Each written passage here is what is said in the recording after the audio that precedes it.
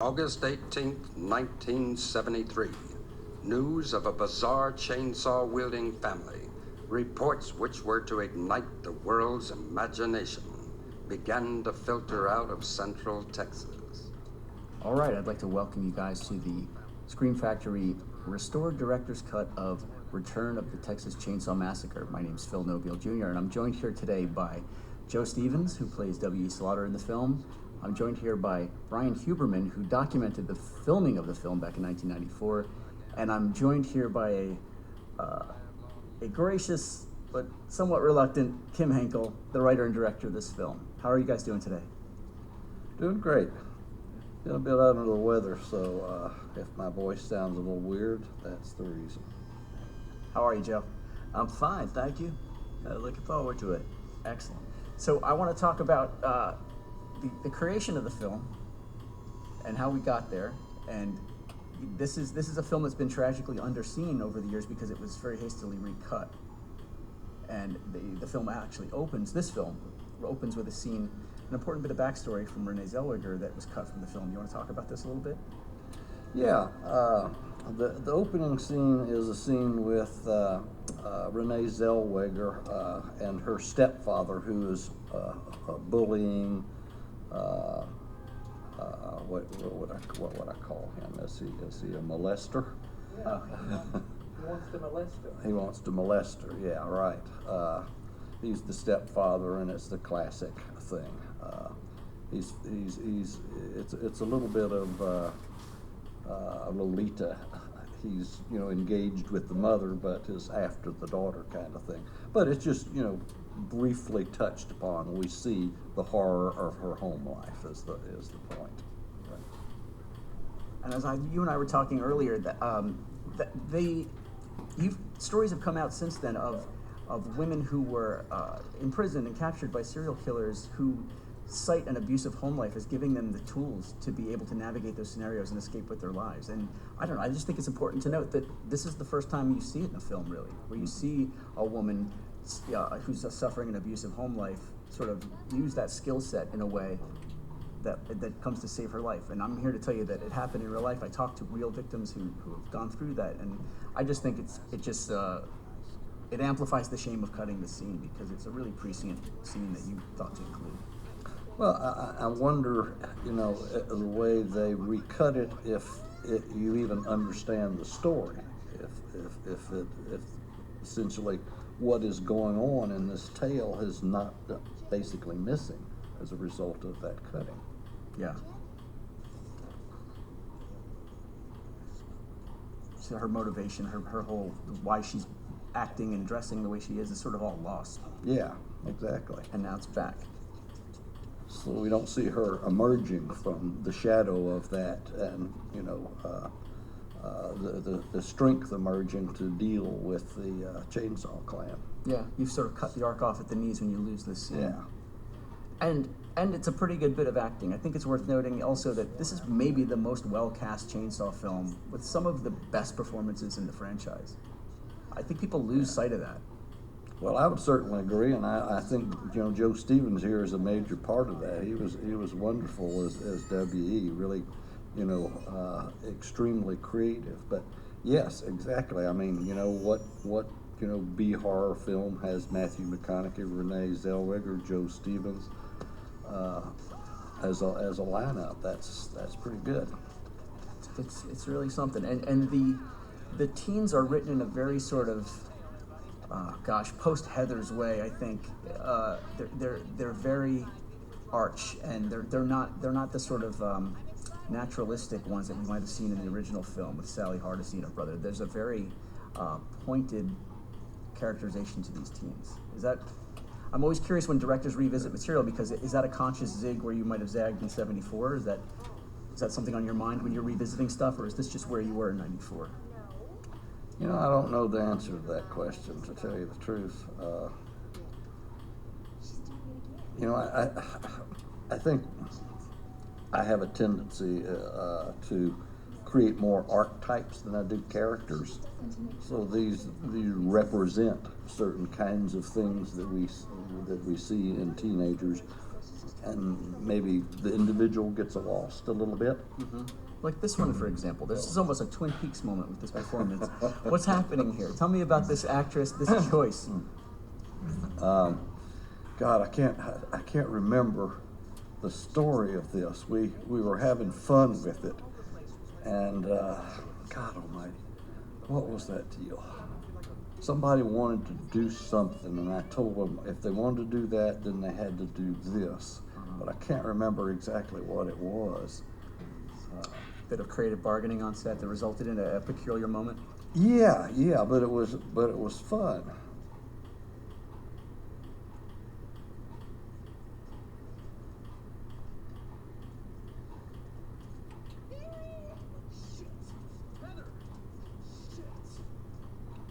Joe, we're going to be a little while before we get to your scenes, but tell me about where you were in 1994 that you came to be part of the Chainsaw Clan. I think my agent sent me to read for Kim, and we met. I read. We hit it off immediately, and it was it wasn't. Yeah, he offered me the part. I don't know if it was on the spot, but it was soon after, and it was fun. I'll say this about it. It was a lot of fun to shoot. It was kind of like a summer camp, and we shot it in summer in Austin. And if you've ever spent a summer in Austin, you know what the heat is like. And what made this cool is it was shot, except for a week or so at the end, all at night. And so we'd go home, and we'd meet early, right before dusk, and everybody would start getting ready, and we'd prep, and the camera crew setting up, and whoever needed to was taking notes, prepping with Kim, and by the time it got dark, we started shooting, and then we'd cut when it started getting light. All right, so then we would go into town. So we missed the hot part of the day, is what I'm saying. And I remember for me, I had my windows foiled. I'd go home, we'd go eat breakfast. I remember like 2 or 3 times with Matthew. We'd go into town. We'd still have our makeup dripping and etc. And we went to El Inocente's, a little Mexican restaurant on East First, I believe it was, and we'd get our megas. I think 75-cent Schlitz beer back then.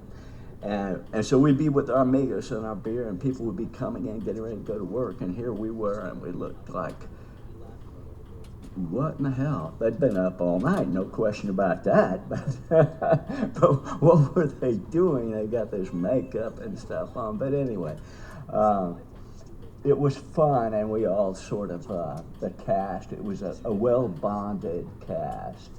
Everybody got to know each other, and we really all got along and had a great time. Say that about it. I feel like night shoots would create a peculiar, specific energy, and you had your share of them on the original film, obviously. But this feels almost exclusively at night, as Joe was saying. Yeah, how did that affect your process? It was exhausting. I was just wiped out because I was, working day and night. So, basically 20-hour days the whole time, and it was just, for me, just grueling. But those nights were a blessing. We made a terrible mistake. I think the week we had a transition from nights to days. And we decided we're going to go out on a river rafting run. So how many of us? I mean, you, Matthew, Renee. Oh, there was practically the entire crew. Practically the entire, and Matthew engineered that. Right. That was his idea. He said, "Well, we've got a transition, so let's just stay up, and we'll all go down to Guadalupe River, right? I suppose. Yeah, and we rented tubes, and so we went tubing all day, and the heat, and we had been up all night, and it was pretty crazy, but nearly 100% of the cast and crew went because Matthew sort of, in his very nice way, insisted that, for instance, I was like, I don't know about that, Matthew. And he's like, oh, come on, Joe, it's not going to be the same without you. Just a very charismatic, convincing kind of fella. Yes, yeah. That's great. Talk to me about the casting process, about finding McConaughey and finding Renee. Renee, you know, things were pretty casual in those days with the agencies here, and they'd just send me books of people and stuff, and I'd pick out people that possibility. I think I picked Renee out of a picture, and when she came in and read, that was it, you know, it was done. And, you know, Matthew was around, and he kept coming by, and I was talking to him about doing a little piece because his plan was to go out to LA. At some point, he approached me and said, well, listen, how about if I read for the Vilmer role? And I said, oh, that'd be great. You know, I didn't know he was going to be available to do that. We were officing out of a little old frame house on 10th and Oasis. And it was a summer, and, you know, there was a little air conditioning there, but not a lot. So we had these big casement windows opened, you know, to the outside, and people were sitting in the windows during this process, you know, but it was like, you know, people were bailing out the windows when he was performing. You know, he just brought a menace to the process that was undeniable. Do you have a flashlight?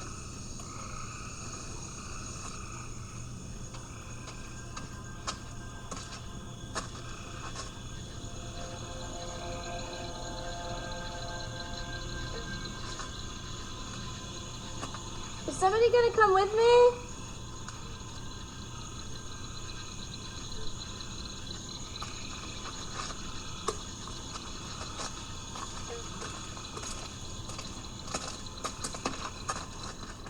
Tell me about this gal here. Nope, sorry, not Renee, but the other prom queen here.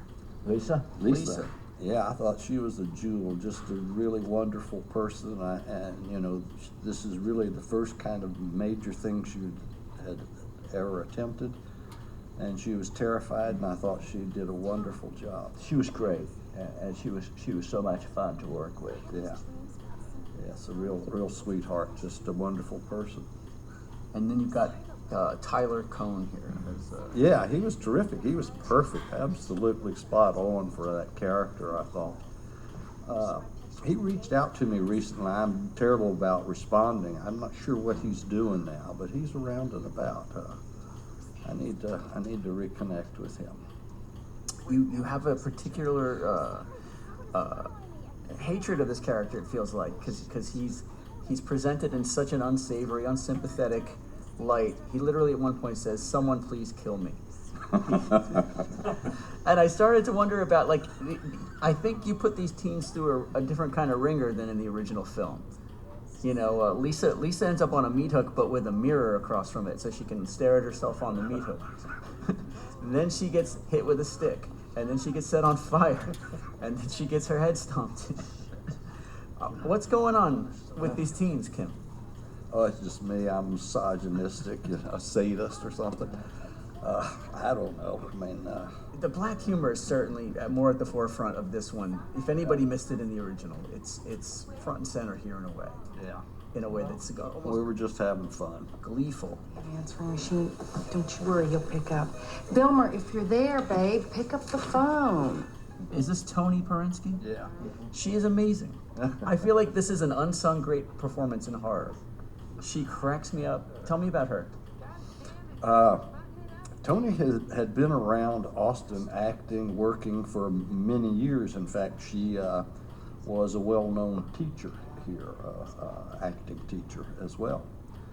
So, you know, in terms of what we wanted for this thing, she was just spot on appearance-wise, you know, and she brought it to the table. She was perfect for it. And it's such an interesting arc that she has, where she's just, she's a little off here, and then we get, like, she goes to a whole nother place by the end, but she's just got that crazy eye in the beginning, and I just love this whole performance. It's really something. Brian, I want you to join in with us, because you were here documenting the making of this film, and you made a pretty interesting little documentary. It's a 1-hour doc about the making of the film, and I'm curious, as a documentarian, what you saw happening on this set at the time that you thought was so worth capturing. Right. Well, first of all, why was I even on the set? I first met Kim 10 years before, when we were both working on a great film called Last Night at the Alamo, an Eagle Pennell film. And so that I made a connection with Kim then, although I don't think we were great friends, were we? You didn't care for my camera work too much. What made you think that? Because you told me. That'll do it. And I think you're wrong about that, Brian. Okay, I very much liked your camera work on I distinctly remember kind of you were much more critical then. You've become older and kind of gentler. I see. People today wouldn't recognize the Kim Henkel of 1982. I think I'm much more cantankerous now. But anyway, so I had maintained connection when I heard he was, and of course we always knew that he was the originator of the Texas Chainsaw Massacre, the writer of the original. And that looms large in the imaginations of certainly filmmakers. And so when I discovered that he was planning to make another version of it, well, then I kind of just jumped and requested permission to be on the set with my equipment. I didn't ask for any kind of support. I wasn't formally hired. I just got access. It wasn't behind the scenes that's typical of today. That wasn't the approach. Very uncensored. It was a great experience. I suppose we get a lot of film material of films being made, so it's not a secret any longer. But so much of these behind the scenes pieces are what I would call fluff or puff pieces, which are, I guess, paid for by the studio to fluff the film so that people will go and see them. I mean, tiresome extras on Blu-rays and DVDs that one goes through at fast speed.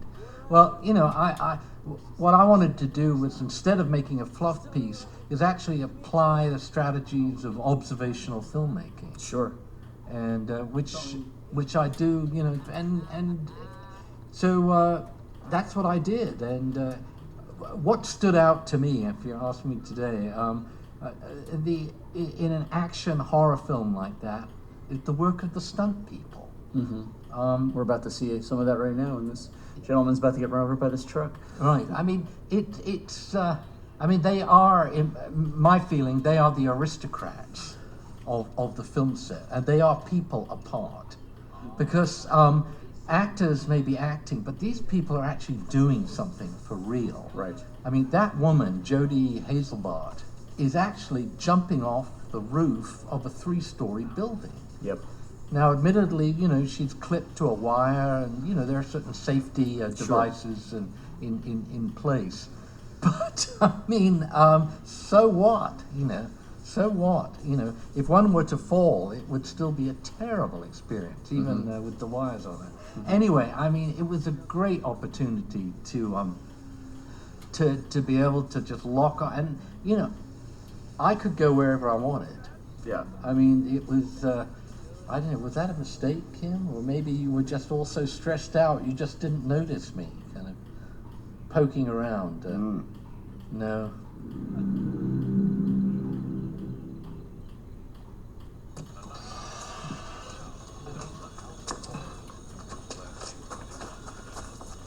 Sorry I can't give you all a ride. That record will be long before you know it. Thanks for calling for us. Yeah, thanks. Oh, hey, don't you worry about that old boy that drives the wrecker. He talks tough, but you just tell him how the cows eat the cabbage and you won't have any trouble. I have a question. Is the gas station across from her real estate, is that meant to be the gas station from the original? I feel like some of the signage is similar. No. We see you, you old fart! It Who looks is very that, similar. Joe? I don't know. I'm an old fart. Is that you? I can't relate. Is that meant to be you? Because I'm looking at the sign. I think I've seen certain frames of that thing where it does say W.E. Slaughter on it, doesn't it? I don't know about that. Yeah, if I'm imagining it, maybe. Yeah, but you did see that pickup there. The original pickup, that's right. Very interesting. We are, in 2018, a little obsessed with continuity. And I think one of the things I see younger horror fans infuriate me with is them trying to map the continuity of these films together. Is that a concern for you at all? Is that something that you sort of pay any fealty to, or is Continuity? the enemy? Well, you try to take care of it. Sometimes it, has to take second place to some other things, but you try to take care of it. But in between installments, like when you're revisiting a franchise. This particular one, it would be nice, but it's gone off in so many different directions that attempting to do that would be a nightmare. It's just. When you sat down to write it, was that something that you even thought about? I need to get this actor back, or I need to recast a role, or is it just you take the premise and you're starting over? At this time, that's kind of the approach I took. If I'd had my druthers, I'd have gone an entirely different way, but I sort of felt like we needed to do that. Because there's some lip service in the opening credit with the narration where he says 2 minor yet apparently related incidents in between. And I was like, oh, I think Kim's like throwing a little shade at 2 and 3 here. Is no comment, I'm sure, right? Well, I wouldn't throw shade at it. That was a comment. It was. No, I mean, frankly, I really like Toby's sequel. It's like this. It's not a particularly scary film, but it's interesting and it's a lot of fun. And over time, I think people really appreciate it in a different way for what it is. And he wasn't repeating himself. Yeah. It's very much its own thing. Yeah. And I think that what people who maybe don't sit down and look at this film don't recognize is that this is also isn't exactly repeating yourself. This is, you're taking a template, but I think what you're saying and what you're doing in this space is so very different from the original film. Yeah, I mean, it's taken very similar kinds of elements and structure and doing something very different in the end with it, I think. Well, was there a shopping list in your head of like the things you wanted to dig into with this movie when you knew you were going to take this assignment, you knew you were going to make another one, and you were going to helm it. It's going to be yours, right? I mean, that was the dream, right? No. But did you have a list of things you did or didn't want to do and goals that sort of you executed, and how well did you fare? Well, my first goal was to avoid directing the thing. So that's if a at all failure. Possible, yes. That was messed my that up. worst failure. I really screwed that one. So after that, it didn't leave me much room. I don't know if I set down a list of goals in that sort of sense. In writing, does the writing take you somewhere as you go? It generally does. Hopefully, sometimes it winds up going down, too many different paths that don't work together. But story-wise, thematically, I think this came through. I mean, there's many failures in the film, but I think in terms of what I intended to get to story-wise, it's kind of there. I have a question. Oh, Brian, because please. what you're saying is the opposite of what you say in the documentary. Oh yeah. Yeah, you say you hate the writing of it, and you hate writing in general. Well, and that actually the directing of it, you found a lot of fun, particularly the big difference between writing and filmmaking. Just listening to you, it's clear writing is a solitary act, which you seem to be rebelling against when I interviewed you. whereas filmmaking is more of a collective act. I mean, the director may be in charge, on the set. Sure. But he, at the same time, the director is kind of a catalyst, kind of just allowing the various elements that have been assembled to act together and to be their best. And you talk about actually being energized, by that experience of it's surprising to me to hear you say that, energized by kind of actually working with other people. Well, sometimes contradictory things, do occur, because generally that's the case. I'm sort of a mole, and trying to deal with people on that scale is not exactly my forte or inclination. I'd certainly avoid it today, but as I said, that was one of my failings. I didn't manage to avoid the whole directing role. But what you're saying about writing is entirely true. I don't see how it's contradictory. I've always found it a very difficult and painful process, and I'd rather avoid it if I can in any way do so. I think a lot of writers feel that way. So you don't want to write and you don't want to direct either. Right.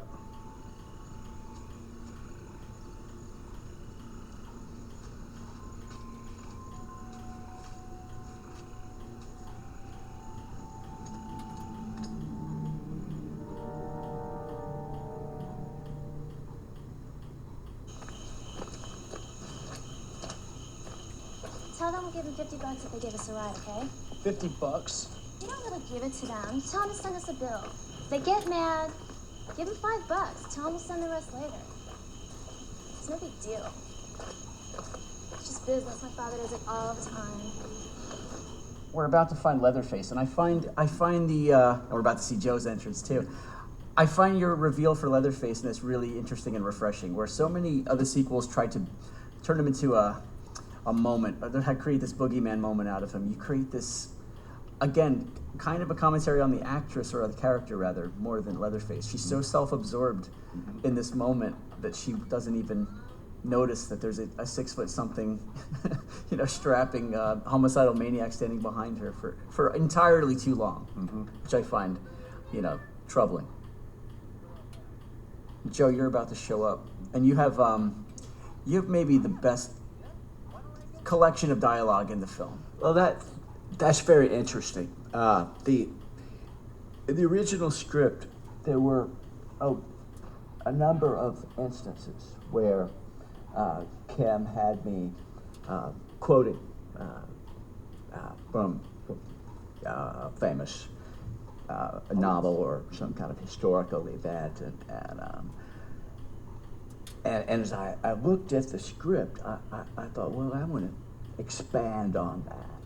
And often before we'd shoot on a particular day, and I had a book of quotes, and I would like, Kim, I think this would work. And I always had 2 or 3 that for him to choose from. Options. And he would say, yeah, he loved the historical quotes the best.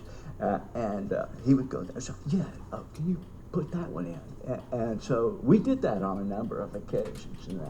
And he was really open and good like that. He was very, very giving director. He wasn't precious with his words at all. He was, he was. It creates this sort of world building that it's not all coming out of one pen. It feels like it feels like there are other points of view like that. And then you say that, it makes perfect sense when I watch it. That there's other DNA happening in here. It does make me wonder though. Does W.E. just read books of quotations, or is he well read? Well, actually that character was in part inspired by a single meeting I had with Lou Perryman's father. Yeah. Lou Perryman. Lou Perryman was a crew member of the original. He played LG in Texas Chainsaw 2.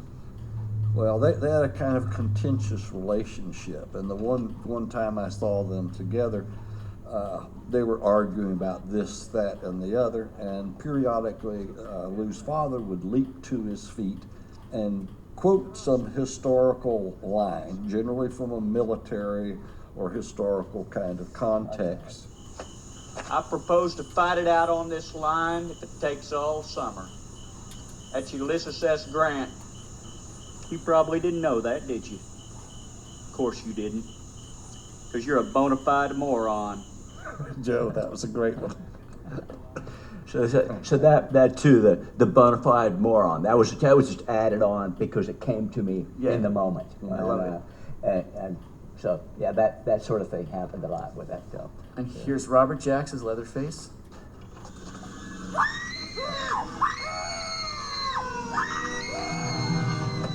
Heather! It's okay, she's my girlfriend. Don't trouble yourself.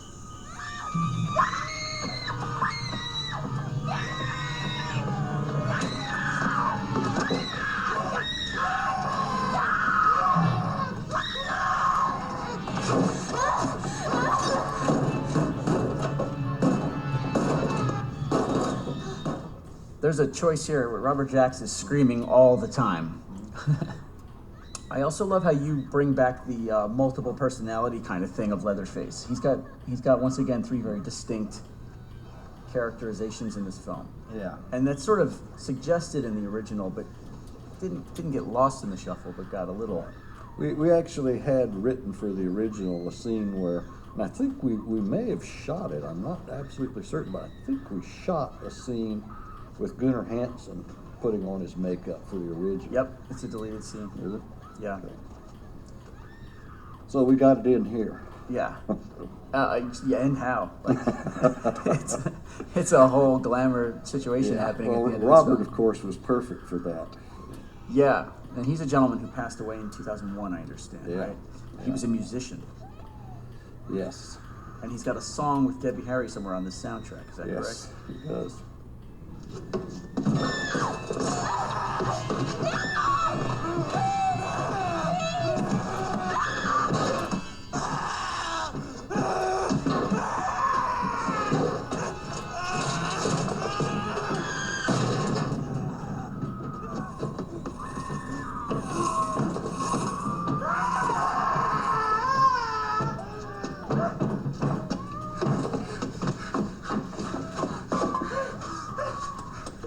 And the 3 Leatherfaces in this one map to the original in a lot of ways. He's sort of got that getting business done outfit here, and then he's the granny sort of situation, and then he's the lovely lady at the end. Mm-hmm. If I go in there, that's kidnapping.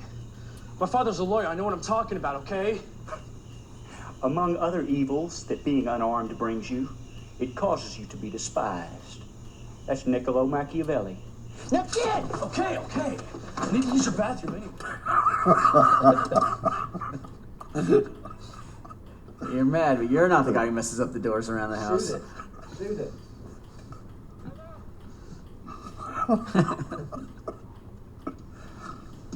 Where's the phone? I'm calling the cops. Boy, you are as dull as ditch water. Yeah, right.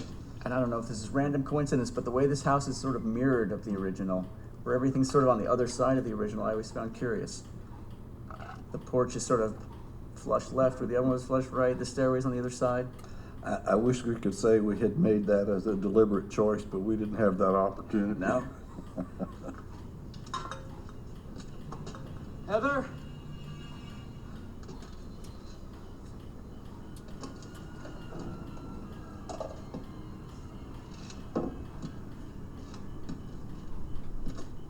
So was this a real house? Is this Yeah.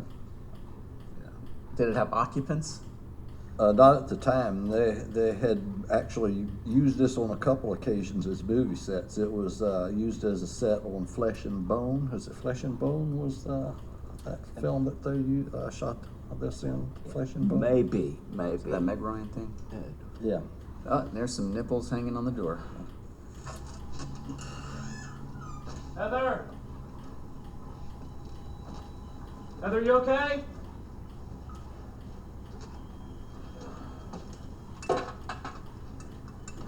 There's some crazy guy outside with a shotgun. Locked him out, though. You should have seen me. Utter obliviousness of this character is. That's the other, again, you write these teens in such a hateful way. They're completely self-absorbed, like not noticing, the nipple suit on the door, and he eventually is going to notice someone in the bathtub here. That might be the most traditional corpse in this house, because there's some really non-traditional corpses that we're about to see in this house. There it is.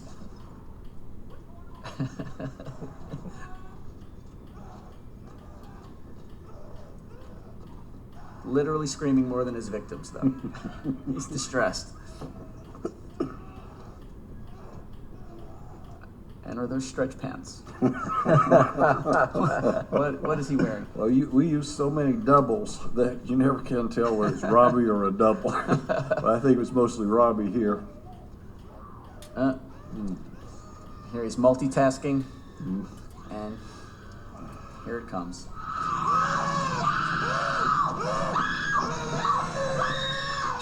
Oops. So I'm curious, is Girl on the Meat Hook something like on the checklist at the beginning? It's chainsaw, yeah. we have to do that. Yeah.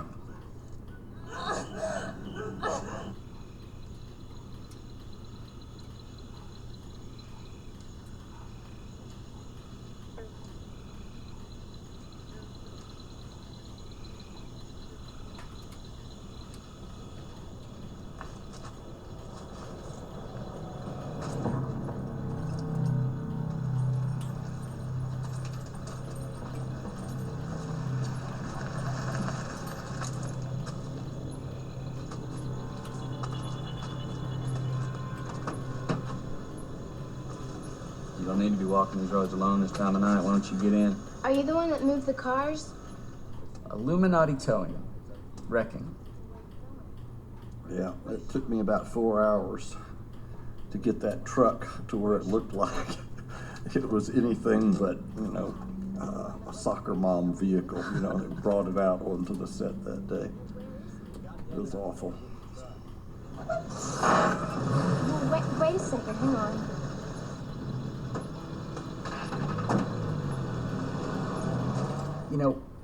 Up until these two hit it big, this is also, I can think since the original, the one filled with the most fresh faces, unknowns, you don't know what you're looking at, and that sort of lends to the, you buy into it a little better, I think, but time has turned this into something else entirely. Yeah. You've got, I can't see it that way, but I know it's true. yeah. You've got two of the biggest stars in Hollywood in the film. It's gotta, that had to have been a strange thing to have dawn on you as you went through the process on the film. I'm trying to remember the timing on it. Did Matthew do A Time to Kill? Or Actually, I think Matthew may have. Matthew straight away did Angels in the Outfield. That's right. That was his next. Yeah. Okay. That was his. I remember talking to him on the phone when he was doing his show. It was set, and so I knew it was a big set when I said ready, camera, G. Amazing. But I guess the first impulse would have been like this, as a producer or as a person with a stake in the film. Well, this is great. They're getting to be huge. This is going to help my movie. And that's not exactly how it panned out. No, it isn't how it panned out at all, and I don't quite understand it. Matthew and Renee have both always spoken, very fondly of their experience, and have no reluctance about acknowledging their work in the film. So I don't know what it comes out of, or who it is, or what the story is, but somebody's certainly got a mad on about some part of the process. Yeah. What's gonna happen to me? You think I give a goddamn what happens to you? Are you letting me go? You figured out it's your goddamn line. I don't understand. Well, welcome to the real world.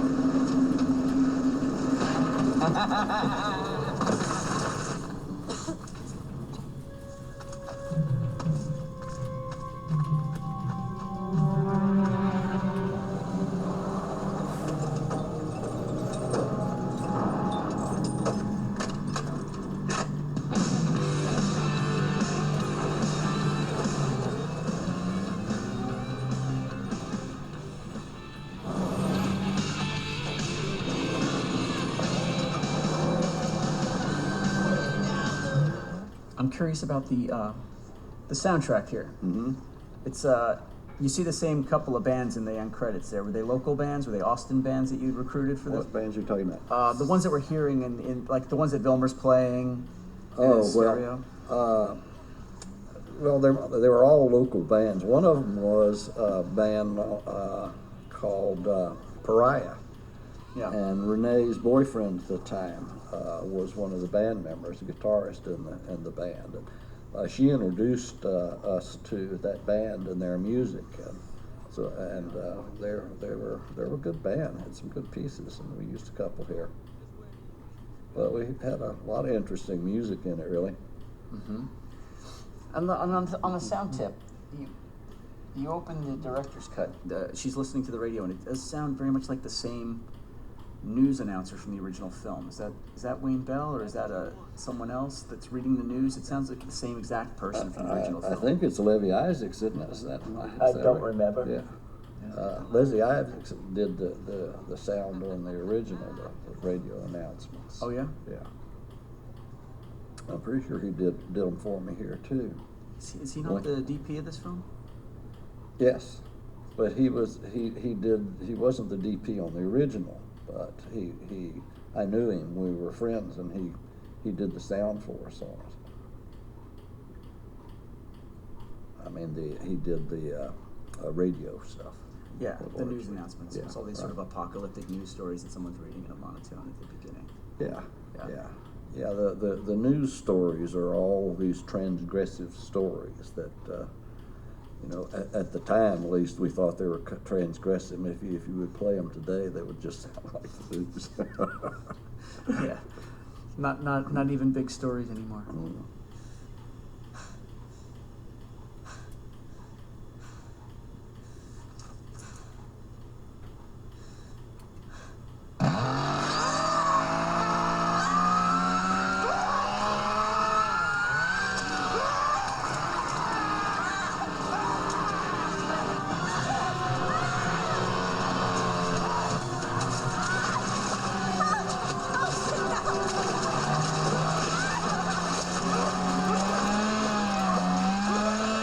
Watching this, once she gets out of the water, I would have to say, but I haven't clocked it, but I am reasonably sure that Renee Zellweger is the fastest runner in any Texas Chainsaw film at all.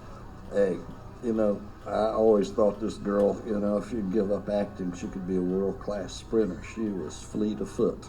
Yeah. You see, I mean, look at that. Look at her go. There's the stereotype of the final girl sort of stumbling and tripping and falling and running slow enough that the killer is just back there. Other face fucking up a door. Now I love this cop. Is the family into taxidermy? What's happening here? And this all this design, that's Deborah Pastor. Yeah. Was she your art director? Designer on this, and she was just phenomenal. Yeah. This house was essentially pristine. Yeah. I always wonder what kind of person would let someone film in their house. Well, it's in the documentary. Oh, the couple, the old couple. The American Gothic couple. And here's Jody Hazelbarth doing some stunt work for Renee Zellweger, really going for it. And this was extremely dangerous. It's much more dangerous than it looked. That pitch was extremely steep, and at night it was covered with a film of dew, so it was wet and slippery. Yep. I think there were nails in it as well. Oh, of course. I remember the people complaining about the nails. Yeah.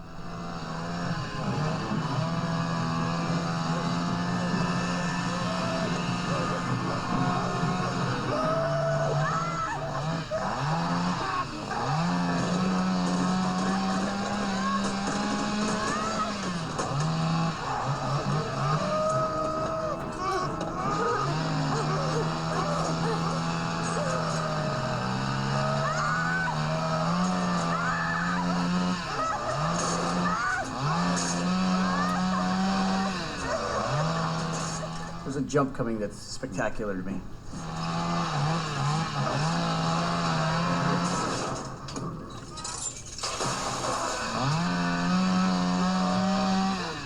That's in Brian's documentary. You feature that stunt quite a bit.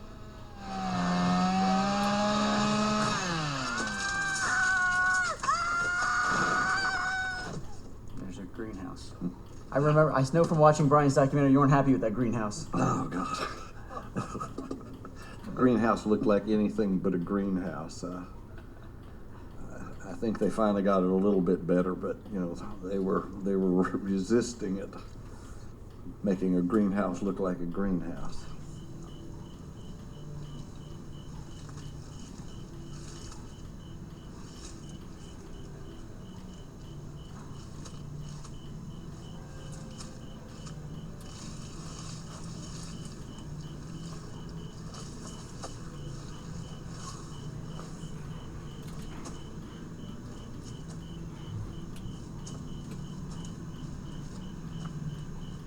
I don't care what a greenhouse is supposed to look like clinically. What I want. Let's look at this. Look at this moment. Yeah. No, yeah. This stunt. Let's look at this. This guy comes right through.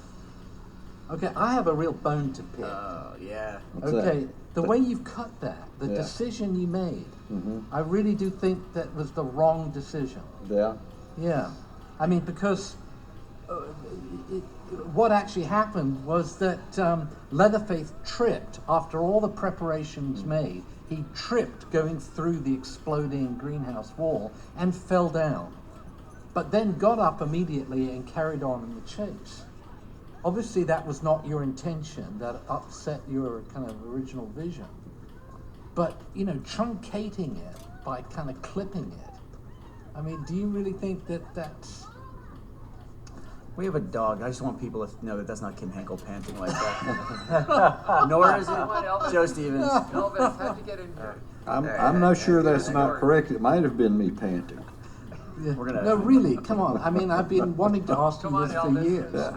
This commentary has devolved into It's chaos. been a long time since we cut that scene, Brian. Oh, but that's not a good...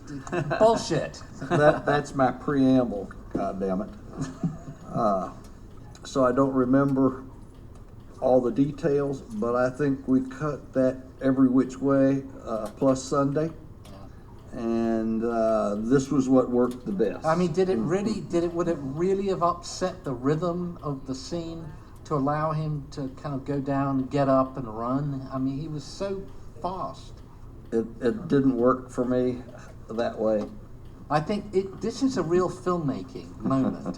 This is a filmmaking discussion. Oh, I'm into it. I just wanted to get the dog out of the room first. And, things happen in photography that you don't plan. You're also Monday morning quarterbacking. Which film fans do all the time. Like they want to second guess everything a filmmaker does, but you don't know what Kim was dealing with that particular day. You don't know What do you mean? I was there. You were there, but you were in the edit room. Is the question. No. I mean, I know. That's why I'm asking him, because I think that the decision finally does not do justice. I mean, by cutting the shot to pretend that the fall didn't happen. It really kind of lessens the moment. You're attributing a motivation for cutting that shot that wasn't there, and you're assuming that we cut it because he fell and that wasn't the plan. That's not the case. What the fact of the matter is that in cutting the scene, we used all the material we could in the best way we could, and this was the best result we felt we could get. Doesn't mean that it was the right decision. It just means that we felt that was the best given the material we had at the time. Hard to argue with that. Here's Joe Stevens in a cattle prod. Where's my gun?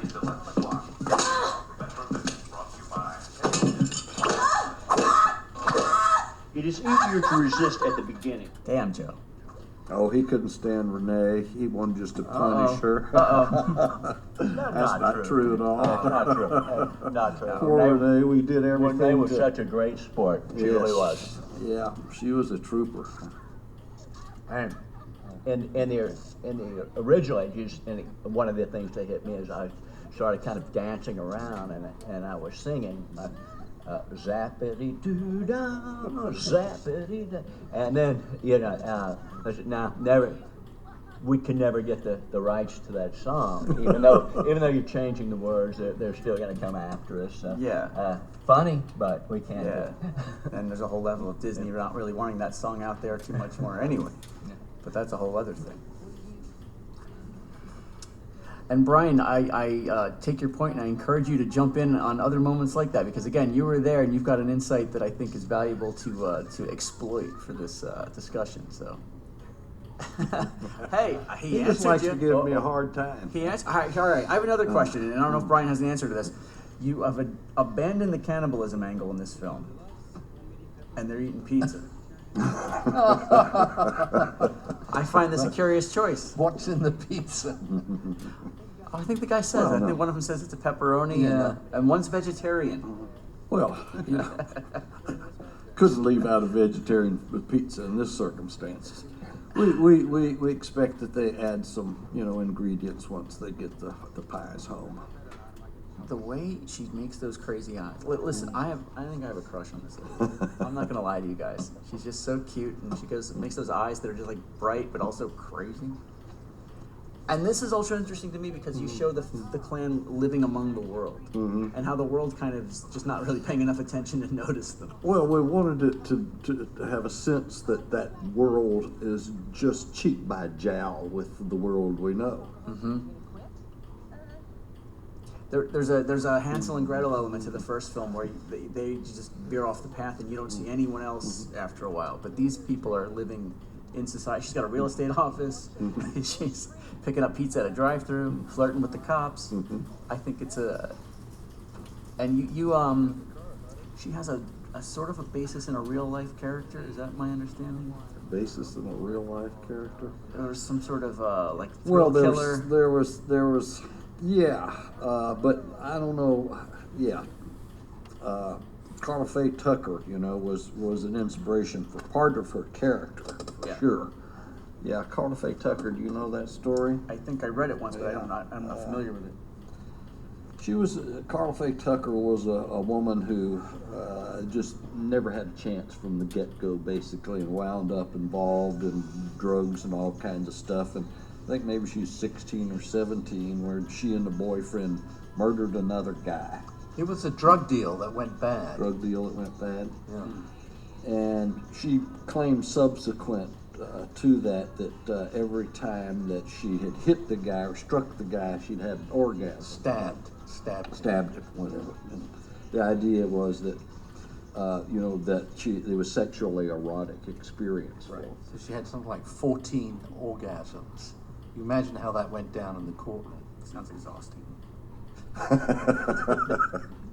Anyway, Carla Faye later turned her life around in prison and, really became an exemplary human being, but the state of Texas nevertheless felt it incumbent upon itself to take her life. But that was some years after this. She was still in prison at the time that we did this.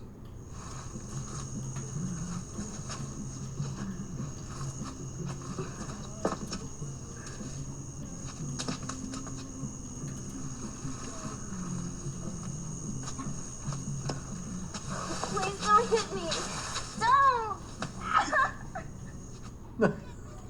She's not a real brawler. It seems fairly ineffectual. There's not a whole lot of leverage with that stick.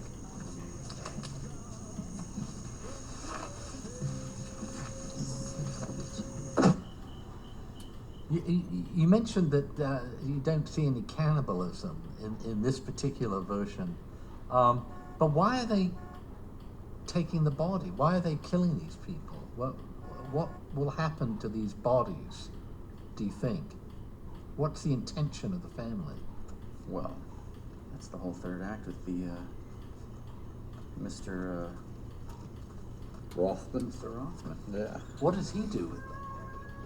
Ken Sabe, according to him, if we believe him, it's, to produce a transcendent experience. But it doesn't necessarily involve eating them or selling them as meat. Not necessarily, no. There's no barbecue being made in this one? No. No, the cannibalism is sort of not there. It's,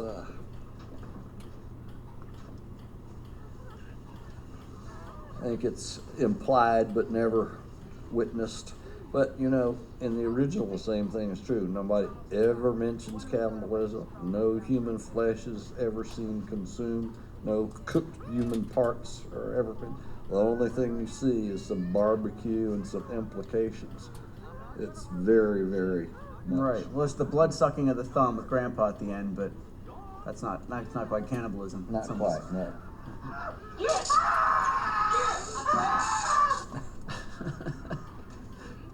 Lots of screaming. Oh, this was a fun scene. Yeah, and I want to point out Joe's reading of a line that's about to happen too. So, you know, it's a heavy load to carry here. It's a famous line, and I think Joe does a really good job with it when it gets here. Son of a bitch, I tell you what, I told him to let you know that I was on my way for pizzas on the way home, and he didn't tell you, and I'm sick of it.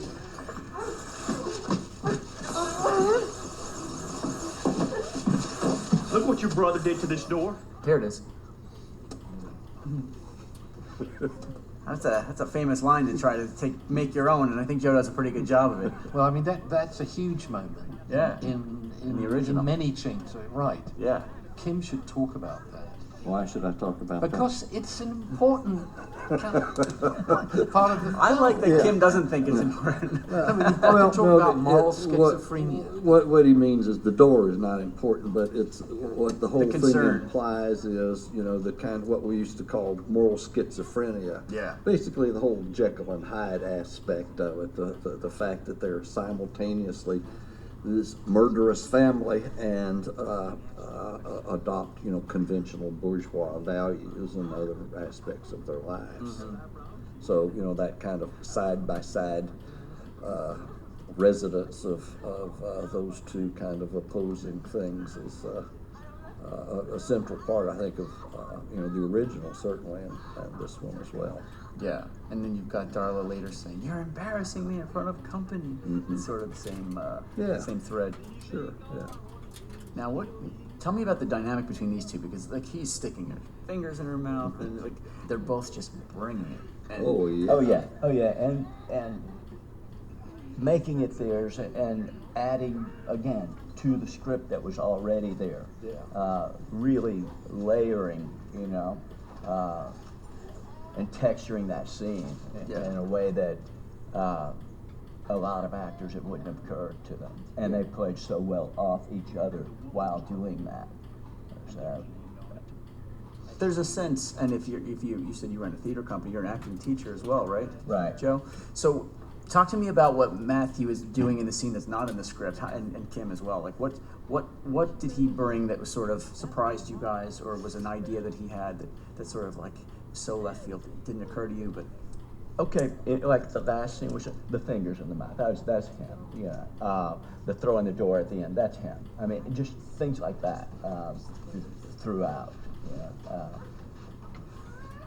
Yeah, I mean, you know, on the page, you know, the scene doesn't, you know, have these kinds of details in them. No, only you know, great actors can bring those kinds of things to the table. You can't write in all those details. So I think Script would be forever. You know, it'd be a longer one. Yeah.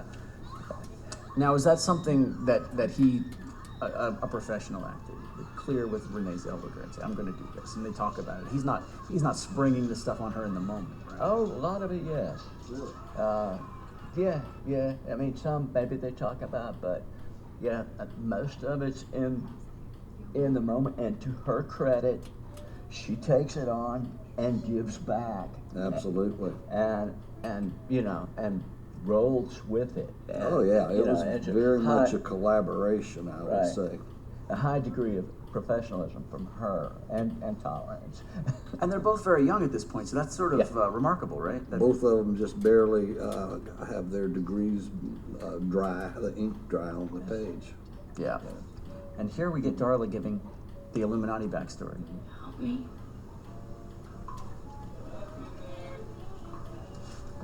Hey, you just hush up yourself. It's just girl talk. And you had said something in an interview recently that maybe that's true. Maybe these people are crazy and making it up. Well, I mean, you know, Darla, look at this character, you know, she of the breast implants and the supposed, you know, head implants that are going to blow up her head on command. She's not exactly a reliable narrator. Fair. You know, so, yeah, I think you definitely have to look at this as this is information comes from this particular character, so you have to read it like that, not take it as gospel. Or at least that's the way I had intended it anyway. Mm-hmm. You know, and I think Renee's character, you know, plays it that way. She's not buying into that. You know, I mean, she's not making a big point of it in that particular scene. But Not her you know. priority. Right, exactly. She's. And I like what you'd written in an interview about how Renee gradually becomes more beautiful as the film goes on, which is something that I think you're attracting people to say that that's a problematic thing, and that what does this mean, and you know, that there's it's an interesting choice to do for a horror heroine, who get more distressed looking and more disheveled and more run through the ringer. But Renee starts to glow as this film goes on. Yeah, and that was an intentional thing. I mean, we start her off in this frumpy dress, and you know, she can barely look up. She's got her hair in her eyes, and you know, big horn rimmed glasses. Right. Yeah. And you know, gradually the little frumpy things come off the dress, and the glasses get lost.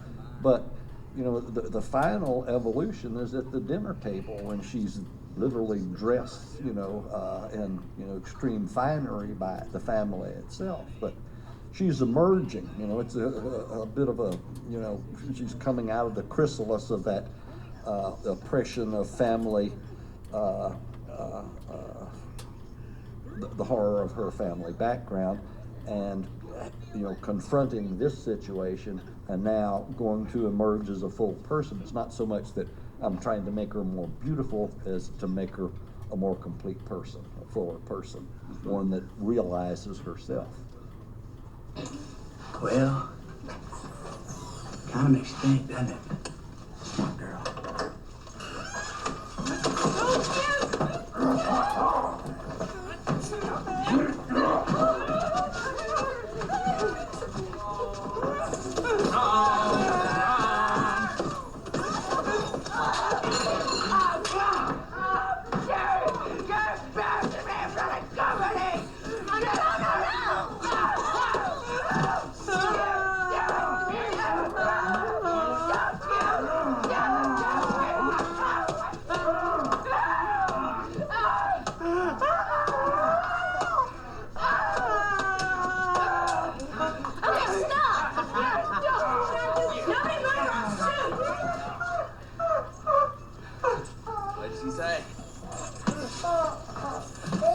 Nobody moves or I'll shoot. You want my advice? Gut shooting. Poison his insides. Otherwise it won't do no good. He's been shot before, lots of times. Run over. It don't mean spit. Shut up, W.E. You shut up. All the time running your big mouth. No, everybody shut up! You shut up. Okay, now get down on the floor. Everybody get on the floor and put your hands in front of you. Get down!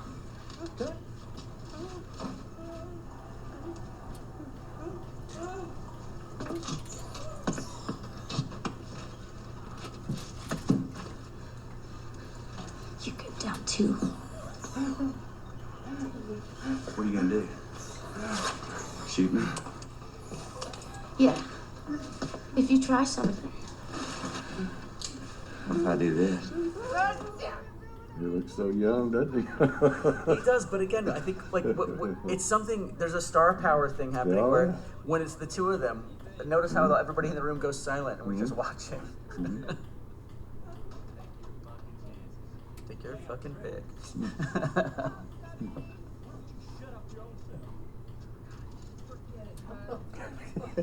I love the conflict, you know, that's going on, this whole stirring mess.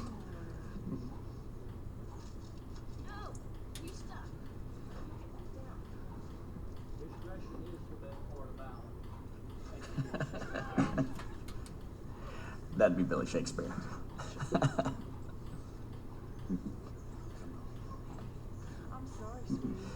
So, Kim, I got to ask, have you seen a film called Killer Joe? Killer Joe. That Yes. sounds familiar. What? William Friedkin made it, I believe, 2010, and it stars McConaughey. And if McConaughey didn't screen this film for William Friedkin before they made that, I would be very surprised. There's a lot of what I'm seeing right here in that film with McConaughey. I reckon it's a great film, but I'm sitting in the theater in 2010 going, this is right out of the fourth Texas Chainsaw movie. He's doing something very similar, and it's very interesting. And here's Lisa. Kim is not done torturing Lisa yet. Poor girl. We had her on the ground so long, that was her major complaint. I'm not lying on the goddamn ground. Get me out here. Shoes. It's okay, get up. No, Henry. No, you gotta get up. You gotta get up now. I have to get out of here. Stop it!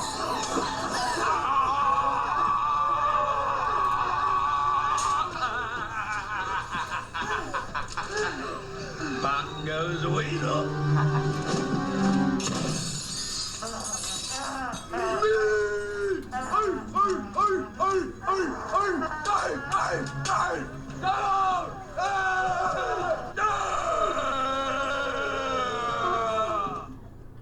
And she almost gets out of the house. They get so involved in their own stuff. Yep. She's almost loose. Nope, now she's doing that thing where you fall. The car was a mistake.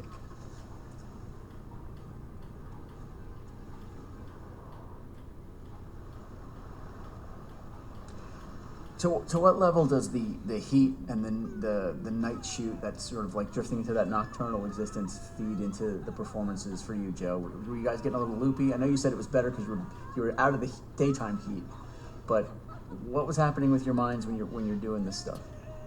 Oh, I think we were all, pretty fresh. We worked hard. Yeah. And then, end of the night, we were tired. We ate and we drank, and pretty soon after that we went to bed. And actually, I ended up sleeping,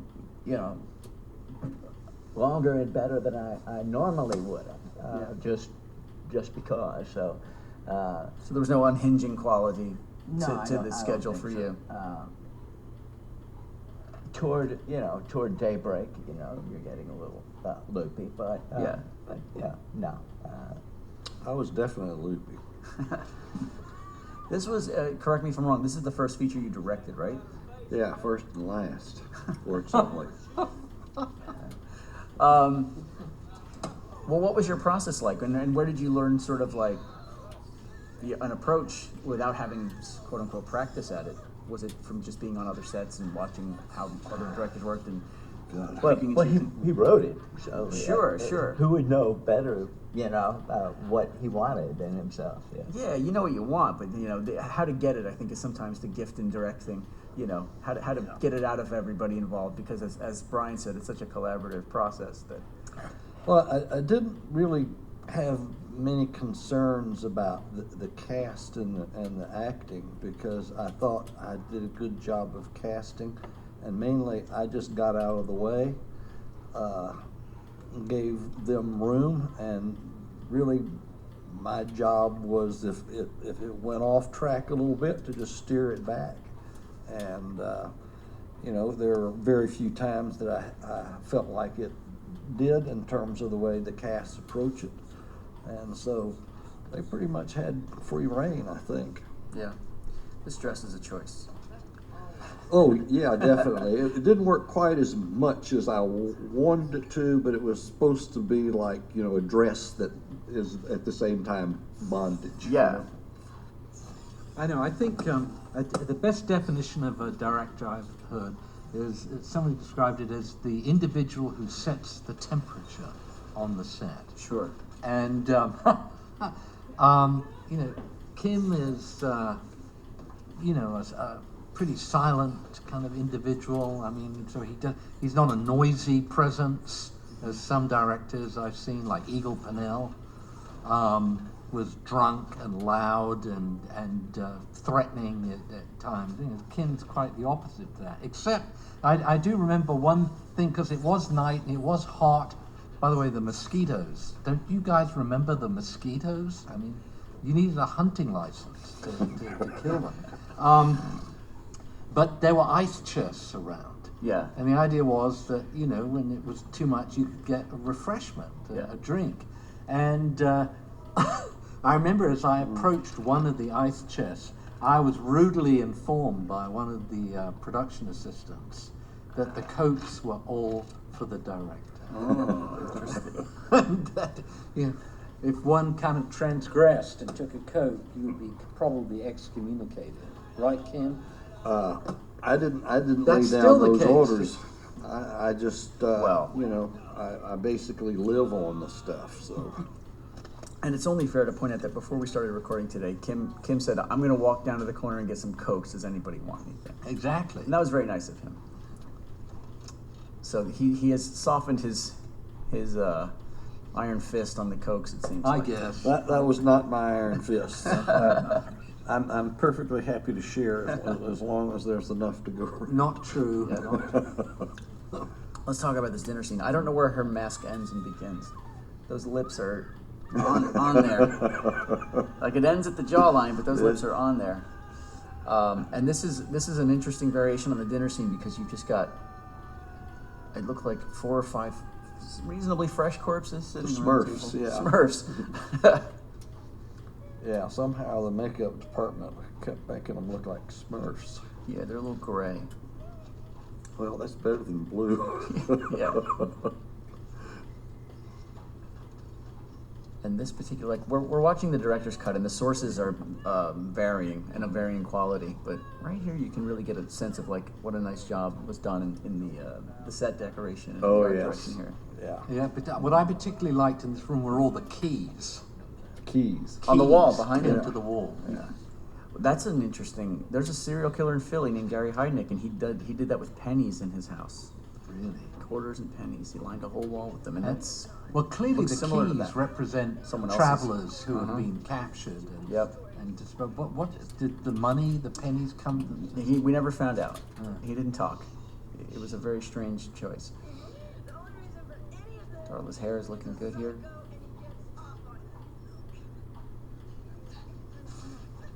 He's just spitting food on her the entire scene. That's another one that I'm curious about as like an actor. Is like that's something gets handled beforehand. Renee, I'm gonna spit on you. Like does that come up, or does she find out when we find out? Yeah, well, I think, you know, I think that was something that Renee and Matthew worked out there. And this reveal is spectacular. You don't think that he just spat at her, just something to do, and there was no planning? This is W's Hamlet moment, we think. He's just talking to a skull. My brother here is tired of what's-her-name's face, and he wants a new one. It just happens to be he wants this face right here.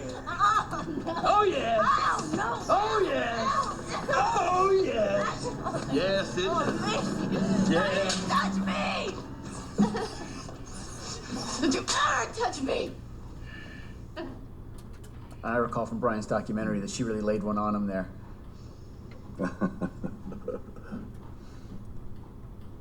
Well, of course, this is where, you know, she stands up. This is the final transformation. She's out of the, emerged from the chrysalis of oppression. And it doesn't not work in the truncated version, but it's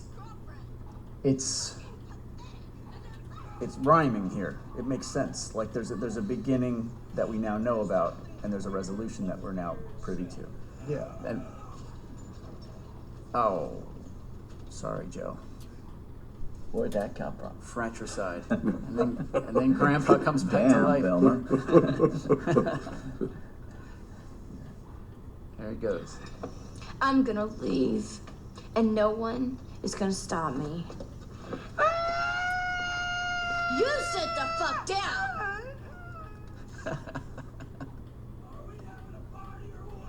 What kind of guy was Robert Jacks? Oh. Tell me about the man under that mask. Oh, he was funny and theatrical, you know, just a kind of bigger than life type guy.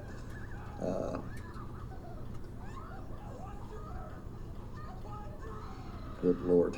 Yeah, you're not done with her yet. Yeah. Poor thing. And then we left her in the corner to smolder for hours. And she didn't quit acting after this film. She did. Did not. That, of course, was Jodie Oh, that was Jodie Habernath on Fire. Hazelbarth. Hazelbarth. Habernath.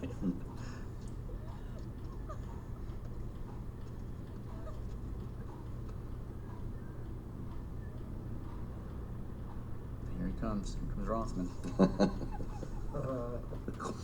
Rothman, that was James Gale. He was otherwise occupied doing Shakespeare in the Park. He was doing Henry V Yep. in Houston at the time. So, therefore, his haircut. Is that why? I was Yes. been wondering for 20 years why this man had this haircut. Yes, What a sense of that's it. closure I just felt now.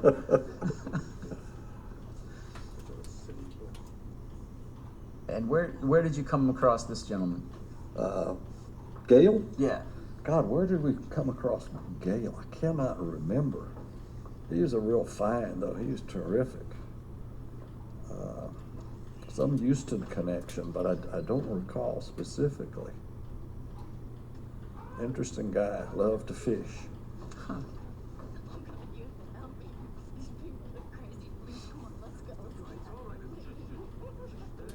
And this part of the film, of course, got a lot of head scratching and a lot of debate and a lot of sort of pondering about what it means and what you're trying to say. And it always strikes me as I don't know, damaging, I guess, when people want artists to provide definitive answers to something. Yeah. And you hate being asked about it. Oh, and there's no problem being asked about it. It's just, you know, generally there are fairly broad range of reasons why you do something, and when you start talking about it, then you have to kind of, it becomes reductive by dint of, you're not all inclusive. And you tell the story in lieu of an essay. You know, if you wanted to write an essay, then you would go and tell about it, but instead you approach the story. So that's difficult then to sort of translate into sort of essay terms, and it's an uncomfortable process. But in that little piece that I showed you, I think there's a sense of why this is that this wanting to look to a sort of larger authority, some authority beyond the family. But I did not want it to be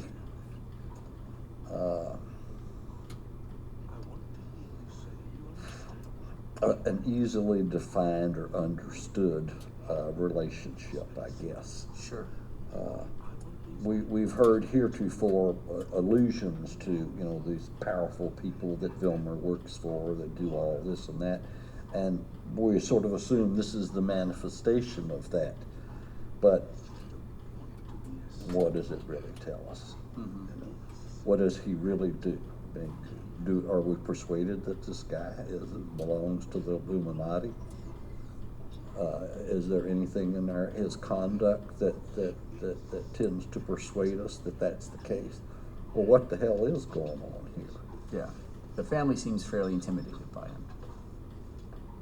Yes. But they also seem like a group of folks that might be easily fooled or convinced of something.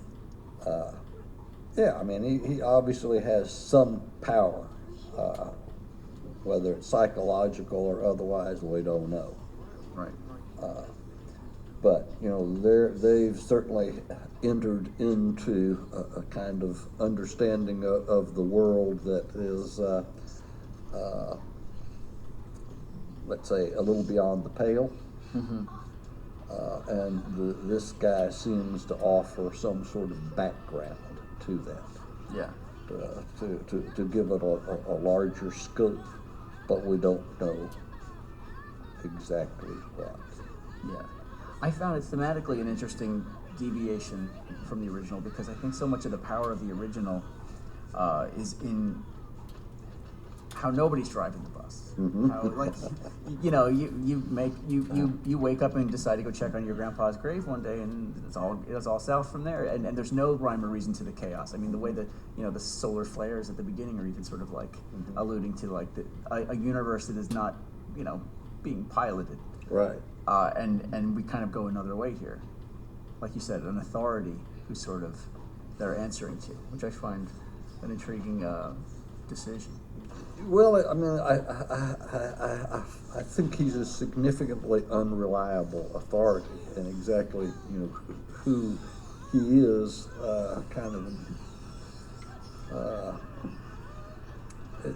is difficult to pin down. I don't know. I'm a little uncomfortable with that. Yeah. But in the practical, is this something you have to explain to 20 people on set when you're making it? Does everybody, from the key grip to the costumer to the makeup person coming up to you and saying, well, so who is this guy? What's happening here? No, never. They kind of just show up and do the job. Yeah, I mean, if somebody had a question about it, they didn't ask me, or I don't recall. Joe, did you have any issues with this or questions about this character appearing? Gail? Yeah. Oh yeah. Oh yeah. It was. It threw me. I mean, I could see. It was very enigmatic, and I could piece it together. So, okay, there's a higher authority that the family is answering to, but who it is and why it is, were questions that were left unanswered. He in a way takes the place of a God figure. Yeah. And that was fine, and that was, I think,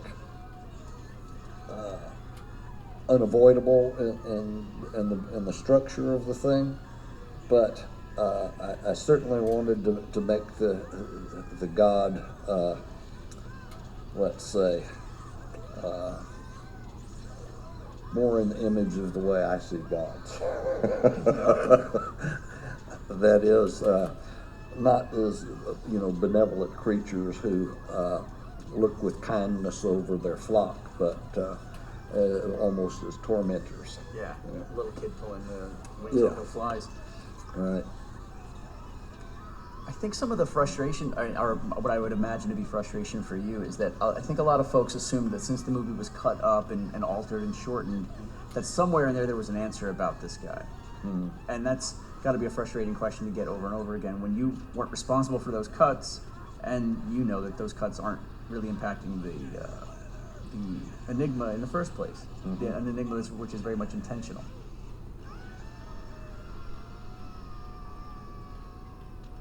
Because when we watch this cut, I mean, I know you haven't watched this film in some years. Right. There's, when you watch it back to back and you're watching things, there's 4 seconds pulled off of a shot here and 3 seconds pulled off there, and it seemed almost an arbitrary effort to trim 10 minutes out of a film that was already only 93. I did not understand it at all. I was not consulted. Nobody asked me a single question. I didn't know it was occurring until post-fact. So, I was not happy, but there was nothing I could do. I just didn't see the point of it. This was a nightmarish situation here. Tell me. Well, this is out in the boonies. My God. She can fly, can't she? Yeah. It was only about 110 degrees. That ground was so hot you could not step on it barefooted. She looks maybe barefooted, but she has some, Anyway, our producer Bob Kuhn cut this road in this thing, and it was so hot and dry. It was like trying to stage this thing on a beach deep with sugary sand. It was just ridiculous.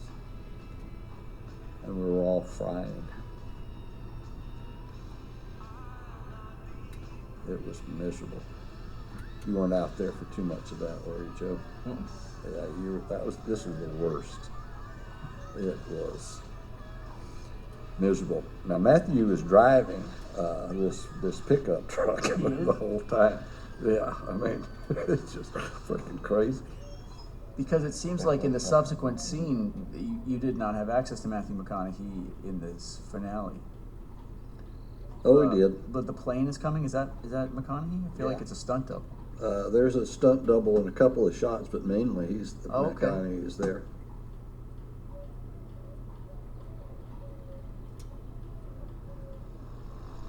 Now the plane. Plane's in on something? Just trying to save the girl? Yeah. Yeah, it's, a deliberate deus ex machina kind of.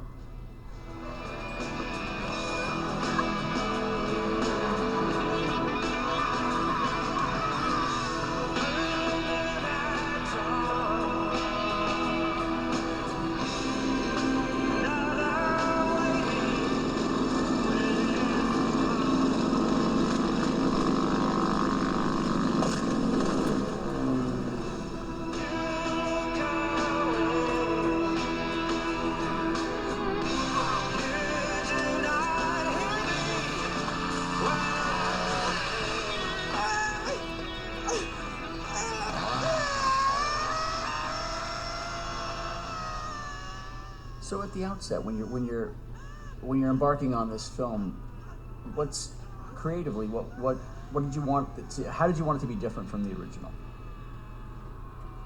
Was there a conscious thing that you wanted different from the original?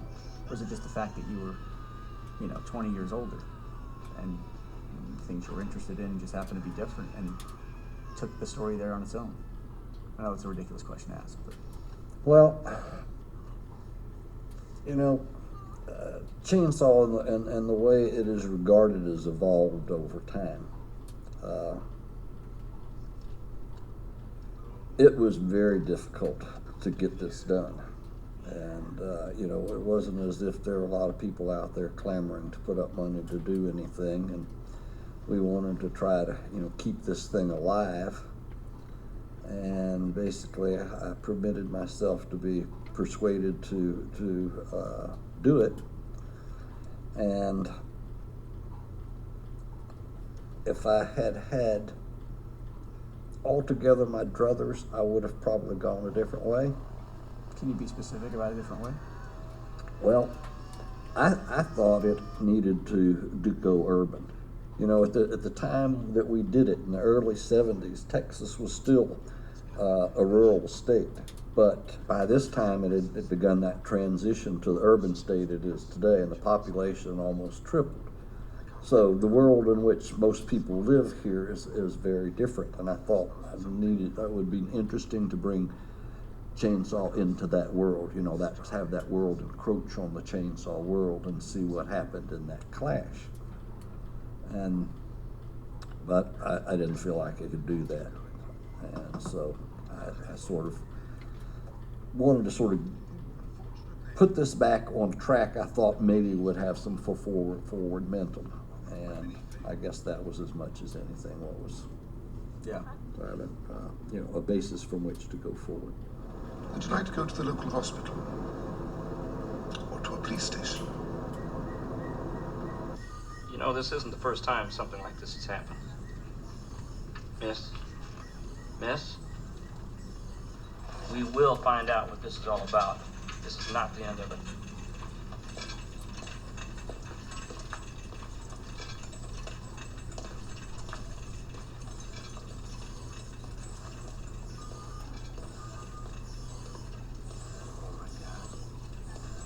Yes? I mean, doesn't the Rothman character suggest a sort of a corporate world which kind of points in that direction into a world beyond the kind of the old rural? Oh yeah, I think so, very much so. It's whether you consider him to be a member of the Illuminati or just some crackpot, it expands the story, enlarges it, and moves it down. Well, I think I think because the characters think he's the Illuminati. He is the Illuminati. Clearly, that wonderful scene where she's whispering things to Jenny and suggesting that, who killed Kennedy. Sure. Right. Yeah. I mean, and that, you talk about creating archetypes. I mean, that's the mystery of who killed JFK kind of remains kind of a ghost lurking amongst us. Well, I mean, we're all, you pull that string and it kind of sets off a reaction you kind of, almost can't control. Of course he's the Illuminati. Of course those forces, kind of lurking out there. It's the breakthrough in this film is that we actually see them. Yeah. And in fact, in your subsequent work, don't you kind of really develop that idea, Bone Boys, of this kind of this much scarier, larger force that's operating on us, denying us our freedom, our individuality. I think horror films have worked on that since the end of World War II. I mean, that's been not an unusual theme. And no pressure, but you have about 60 seconds to answer his question before we're out of the movie. What was your question? We don't have time for him to ask it again, that's for sure. Well, it's just, just say something about the Illuminati, about this force. Well, I think I've said what I had to say about it, in that, for me it works two ways, because the individuals in the film can fully believe he's Illuminati. That doesn't make for the fact that he is indeed Illuminati. We can have it two ways. We can believe in the unreliability of the narrator, of the individuals who tell us who he is, or we can believe what we see. We're probably going to have to end on that note, I think. I want to thank Brian Huberman. I want to thank Joe Stevens. And I very much want to thank Kim Henkel for coming here while feeling under the weather and sitting through a film that he was reluctant to sit through, reluctant to make, but I think it's an Two-Headed Dog, that was great. That's the one. That Rocky Erickson. He licks Renee Zellweger to that song. Yes. Gentlemen, thanks very much for joining me today. Yeah. All right. Enjoyed it. Thanks.